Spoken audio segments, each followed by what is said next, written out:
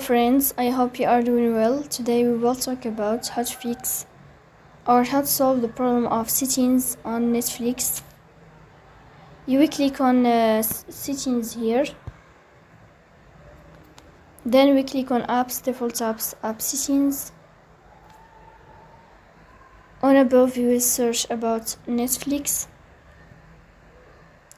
then we click on first stop and you will click OK.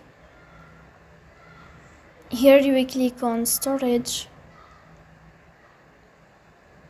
In this page you will click on clear cache. Then you will go to Play Store. You will search for Netflix app. Here you will update your app. So that's all. Don't forget to support us by like and subscribe. See you next time in another video, and thank you for your watching and your